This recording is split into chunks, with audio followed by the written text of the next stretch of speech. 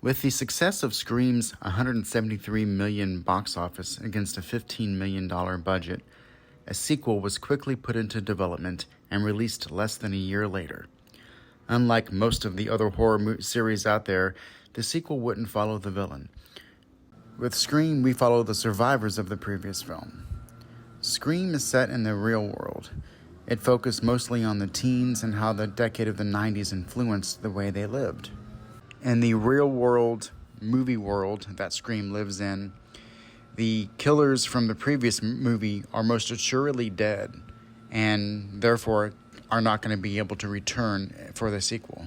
I've seen Scream 2 several times, but on my most recent watch, I paid particular attention to the themes and how characters act.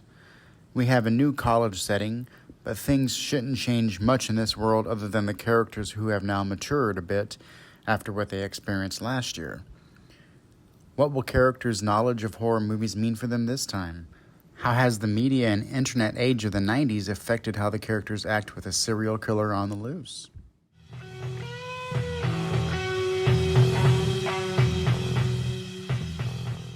Just like the first movie, we start off with a set piece for the initial murders, this time with two recognizable actors. Stab, a movie based on the book by Gale Weathers, is the movie being premiered at this classic movie theater. And the very first words that we hear from any characters is from Maureen, where she states that she hates horror movies.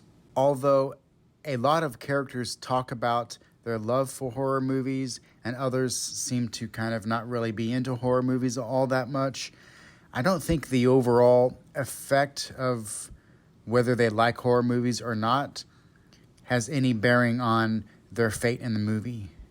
Much less so anyway than the first Scream movie. Scream's notorious ability to be meta arises early on during a film discussion class. We are presented with the debate if any sequels are better than the original. Randy hilariously incorrectly corrects Joshua Jackson. No, Aliens is a classic, okay? Get away from her, you bitch. I believe the line is stay away from her, you bitch. It's film class, right? Yes, Randy is back, still pining for Sydney. This time it's good guy Derek who has her affection, though. As opposed to Billy Loomis, Derek is a definition of a good guy, and a perfect opposite of Billy's personality. Perfect for someone who Sydney would probably go for after her experience with Billy. Fellow film student Mickey comes off a bit crazy, but more film crazy than real life crazy. Even Randy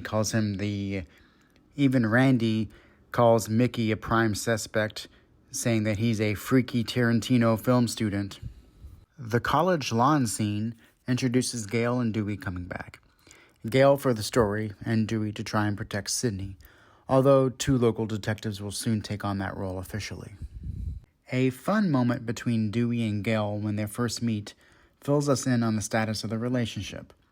We don't get many details of what happened between them since the first movie, but the directing and acting cause you to infer that they probably had a small fling that didn't work out, probably because of Gale's commitment to her job. In a scene reminiscent of the first attack on Sydney in the first Scream, Cece clicks through channels on a TV while talking to Ghostface. A quick-witted Ghostface comes up with one of my favorite lines in the movie. Okay, Ted, you sound loaded. What's up? Who's Ted? Oh, I'm sorry, my bad. I thought you were someone else. That's okay, I am. The film makes a point to show everything that she watches on the TV. She changes the channel to Nosferatu just as the scene turns dark for her.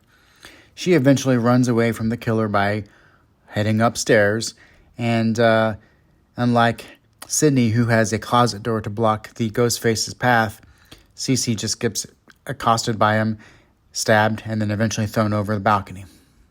Whereas Scream mirrors a lot of what happens in the first movie, it does change things and flips things around this time.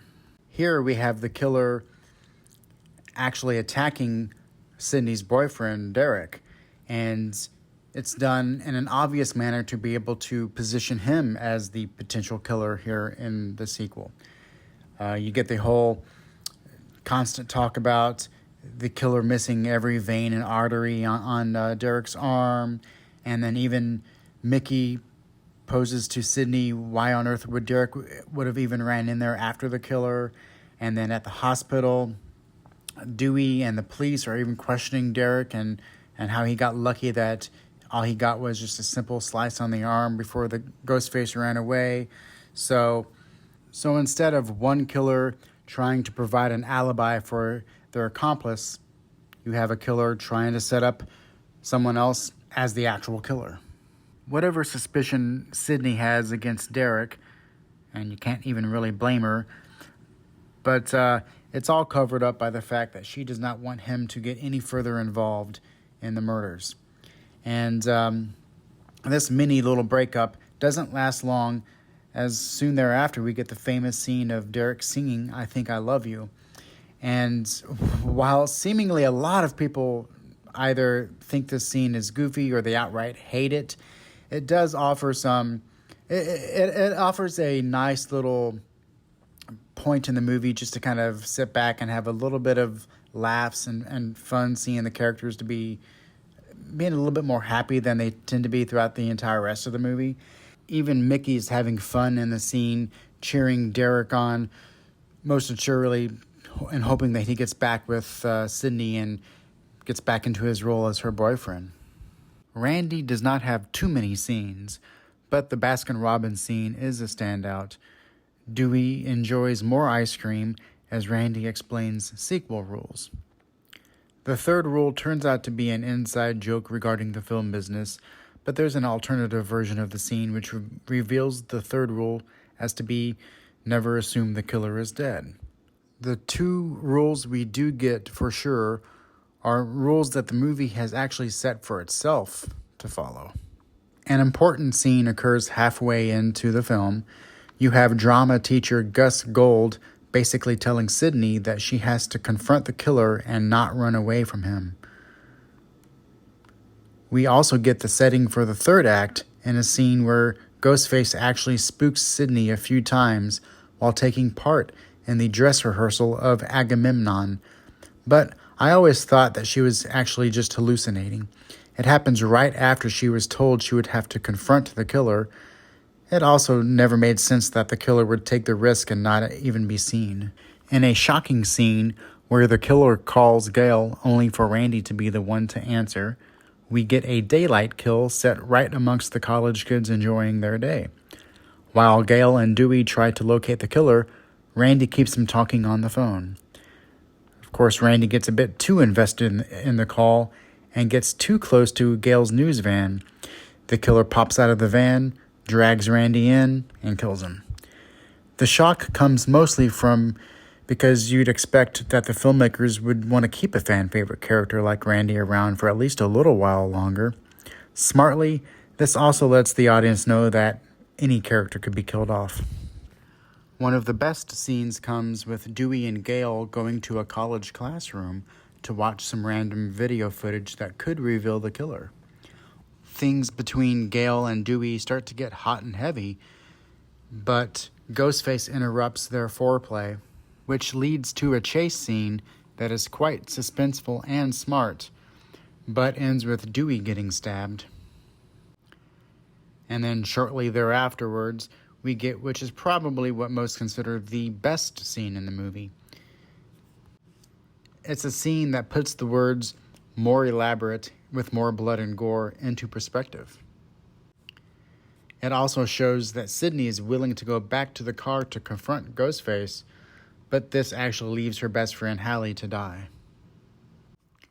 The ending is quite fun, starting with Mickey's reveal. The way it excites him to tease Sydney with Derek's guiltiness abruptly ends with him shooting and killing Derek. Turns out the accomplice to Mickey is Debbie Salt, aka Mrs. Loomis. Her character is one that pops up here and there, but we never spend any time alone with her, causing it to be kind of obvious that she's either the killer or a character that was severely underwritten. The movie even tells us, Miss Salt. What about this ex-cop Dewey Riley? It's kind of strange that he showed up. Yeah, what's he doing here? Dewey's a good guy. Unlike some of us. Really? Well, it just seems to me that if the killer is repeating, what happened in Woodsboro. It's quite possible that the killer could be from Woodsboro. That's all. We've seen Cotton Weary on campus a few different times, desperately wanting a primetime interview with Sydney. Or he maybe could be here looking to get revenge for his murder conviction. He certainly does not help his innocence when he cornered Sydney in the computer lab, but he comes to help to save the day at the end. A standoff with him ends with him asking about how good that Diane Sawyer interview is looking. Whether he was doing that to ease the tension or if he was truly serious is not really known. Mickey comes back for one final scare. Dewey and Gale survive their injuries. Cotton has a pathway to success. And Cindy just wants a normal life as she walks into the sunset. Scream 2 is an excellent follow-up, especially since it came out less than a year after the first. Some even consider this entry to be the best. It does what it needs to do to adhere to its own sequel rules. It treats the college setting as a place where it doesn't matter that there's a killer on the loose. Fraternities and sororities go about business as normal. Perhaps college in the 90s was a place to go to school and party and nothing else. Who cares about the outside world? The outside world shouldn't matter when you're just there to learn and have some fun, right? Of course, that's probably always been true with colleges. Sydney starts off the film prepared. She can screen incoming calls and spends most of the film wanting to run away from anything or anyone that could bring her or them closer to Ghostface. When she does decide to purposely face the killer, her best friend is killed. She does get a bit of an upper hand on Mickey, who is taken aback by her Linda Hamilton thing that she has going on, but struggles a bit against Mrs. Loomis, who has gone full psycho by the end. The staging of the Dewey and Gale chase and the Ghostface cop car attack scenes rival that of scenes in the first Scream. It really stands out and goes to show you that there's actually plan and thought into this movie rather than just a quick, cheap sequel to earn some money while the first movie was still hot in people's minds. The setting and characters make sense for what they're doing. It feels like an extension of what came before. Despite a few flaws, nothing outright is bad. In fact, it's mostly very well done. The 2 hours fly by with action scenes filling up large chunks of time, while character and plot is smartly interwoven while juggling quite a few characters. It's one of those movies that people could try and come up with plot holes, but you could easily explain them away. I could rank many movie series, but Scream isn't one of them. They all feel set in the same world and have a natural flow to the characters' progressions. I'll watch Scream 2 as often as I watch Scream 1, mostly because you feel like the first movie is just the first part of a much larger film. Coming very soon, we'll see how Scream 3 progresses the characters, whether it is as natural or not as the first two movies. Well, thanks for watching my take on Scream 2. I've been trying to learn this new editing software that I've been using for all my videos and trying to just learn how to make the videos better. So I'm trying to figure out different ways to edit these videos together and how much of the film I want to use in my review, how much I can use, how many photos I can include. I don't know, but definitely trying some new things. If there's anything that you like or don't like about my editing style or the way I do reviews, definitely let me know in the comments. And more importantly, let me know what you think about Scream 2. Do you prefer it over the first one or not? Is there anything that stands out? Anything you'd like to be able to discuss about the movie itself? Let me know in the comments. Definitely like, share, and subscribe, and have a great night.